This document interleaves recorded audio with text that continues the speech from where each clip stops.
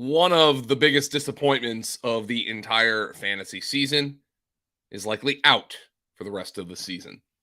My name is Joe Dolan, and this is the Fantasy Points Daily Lineup for Tuesday, November 22nd, 2022.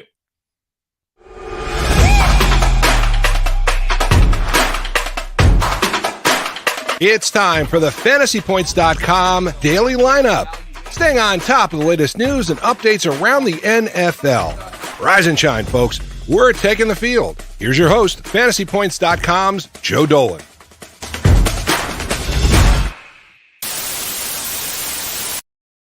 To my loving watchers here, I'm known as Joe Dolan. To others, I am known as JoJo, and that is why I'm wearing this hat right now. So for those, hi. Starting at quarterback in Week 12, we hope, is the Bears' Justin Fields. An extremely advantageous matchup for Fields with the Falcons' suspect secondary did not unfold like fantasy managers thought it would in Week 11, as Fields only threw for 153 yards with a touchdown and an interception. Of course, he did do his typical spiel on the ground. Now, to make matters worse, though, Fields was brought down hard near the end of the game on his left shoulder and said he was in a lot of pain after the game. Our medical expert, Dr. Edwin Porras, believes he either has a left AC joint sprain or a stinger. Now, on Monday, ESPN's Adam Schefter reported that the injury is not a dislocation. Here's what Edwin had to say. Quote, seems the classic dislocation versus separation is the issue here. I don't know what the difference is. He can tell you, but apparently a dislocation is worse. We prefer neither, Edwin said, but if I had to choose, a grade 1 separation would be preferred. Fields could play through that, and it would be unlikely season ending. So probably not. Schefter reported it isn't a dislocation per Edwin. Separation equals an AC sprain, which is what Edwin thought it was. We're back to where we started. Not sure yet whether Fields goes in Week 12, but unlikely he's done for the season. Now, it appears this will be a pain management issue for Fields. Remember, it is his non-throwing shoulder, but it is certainly possible he isn't ready to go this week. And if he does, do the Bears limit his rushing, which has been the entire reason for his fantasy explosion? That's an open-ended question. We'll have to follow the practice reports this week. In our first running back spot today, we have a new free agent. It's hard to remember any player fumbling at the goal line more than now former Bronco Melvin Gordon. And while the Broncos recovered the latest addition to the catalog, Gordon continued to be a negative for Denver at some of the worst possible times. He called himself out. Nathaniel Hackett called him out. And you just have to wonder at this point if he was only playing because the Broncos didn't have anyone else. New acquisition Chase Edmonds got hurt after just 3 snaps with a high ankle sprain. Now, the Broncos officially ended any temptation to play him ever again by releasing Gordon on Monday. Now, if only the Broncos could have figured out that Gordon had a horrific ball security problem before re-signing him this offseason and forcing him into a committee with the far superior Javonte Williams. Now, all they have is Latavius Murray. Will Gordon find a new home? He can still catch passes and pass protect, so I think that's likely. As for the Broncos, Murray is a touchdown-dependent RB2, at least for another week, because Mike Kliss, who's covered the Broncos for a long time, reports that Mike Boone is going to potentially come off of IR when he's eligible after Week 12. In our second running back spot is a league winner. Ezekiel Elliott returned to the lineup after a 2-game absence for his knee injury for Dallas, but the Cowboys wisely stuck to the Tony Pollard show in the NFL's most impressive victory through 11 weeks. Pollard erupted for his third straight performance with 21 or more fantasy points for a season-high 36.9 fantasy points on a 54% snap share in Dallas's 37-point beatdown of the Vikings. Now, Zeke also came through with 15-plus fantasy points and 1 or more touchdowns in his third consecutive game, posting 15 carries for 42 yards and 2 touchdowns rushing for 17.7 fantasy points.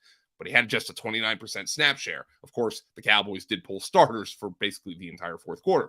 Now, Pollard is averaging 16 carries and over 100 yards rushing and 4 catches and 41 yards receiving per game over his last 4 games.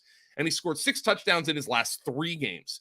Pollard has earned the right to pace this backfield and work, and Dallas would be moronic to try to put the genie back in the bottle after Pollard's sensational stretch of play in recent weeks. And his run as an RB1 has a great chance to continue this week on Thanksgiving Day. The Giants are allowing a generous 5.4 yards per carry and the 8th most rushing yards per game to running backs.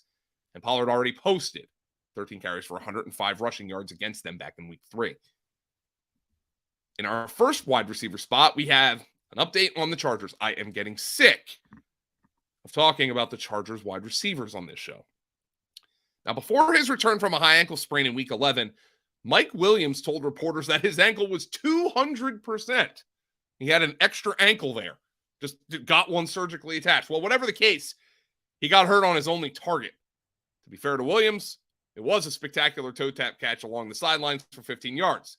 But he played just 6 snaps and clearly aggravated the injury. And I would have to think that he's in serious danger of missing week 12 and possibly beyond. Now, the good news is Keenan Allen made it through his return from a hamstring injury relatively unscathed, and Josh Palmer had a massive game. Now, per coach Brandon Staley, the aggravation of the injury isn't serious, but it's likely an uphill climb for Williams to be ready in week 12. As for Allen, he's on the wrong side of 30, aren't we all? And before week 11, missed virtually the entire season with a hamstring strain. But he played 44 snaps against the Chiefs on Sunday night, essentially doubling his season total, and managed 5 catches for 94 yards on 8 targets, including a spectacular diving grab to set up a go-ahead touchdown late in the game. We do know what happened after that, of course.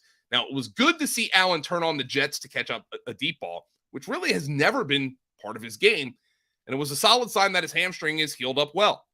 But the question now becomes if he can handle even more pressure following Williams' aggravation. For now, Allen is a wide receiver too, but one who is hanging on by a hamstring tendon. At our wide receiver 2 spot, Canarius Tony. Yeah, it was too good to be true. Tony had a fantastic week 10 with the Chiefs, and with me, Cole Hardman on IR and Juju Smith-Schuster out with a concussion. Week 11 was set up for a potentially big game against the Chargers. The only game on the entire week 11 slate with a projected total of 50 or more points. So, of course, Tony played just 14 snaps and didn't catch his lone target before aggravating one of the multiple hamstring injuries that limited him with the Giants earlier this year. Tony was part of a wide receiver rotation even before going down, so he wasn't seeing the snap share we had hoped anyway. But with the wild second half we saw in that contest, he absolutely would have had a shot to make an impact. An aggravation of a hamstring injury is not good news for Tony's availability for week 12, it seems. Remember, we just got done talking about Keenan Allen and how often he aggravated his hamstring injury. And in our flex spot, a nightmare season for Kyle Pitts might have mercifully come to an end. In week 11's win over the Bears, it finally felt like we might be having the Kyle Pitts game. He led the Falcons in target share and receiving yards. And then he left with a torn MCL. Pitts will be going on IR, will require surgery, and will miss the rest of the season. It caps off a year in which Pitts saw the lowest percentage of catchable targets of all players. All players. Not a single player saw a higher percentage of uncatchable balls than Kyle Pitts. Fire Marcus Mariota into the Kuiper Belt, please. Now, here is what our Dr. Edwin Porras had to say about a potential timeline for Pitts.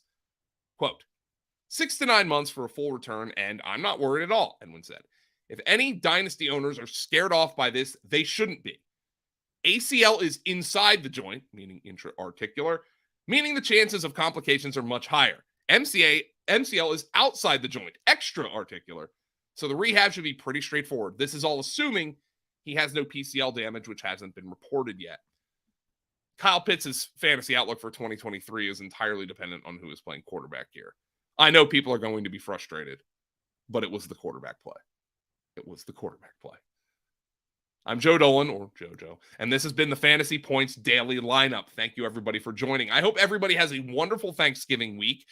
If you're a Fantasy Points subscriber, stay tuned to our subscriber Discord. We're going to give you an update on scheduling for this week in terms of our shows, our content, because it is a different week for us. We have to take care of DFS stuff for the Thanksgiving slate. So just pay close attention, and we'll get everybody informed on what's going on.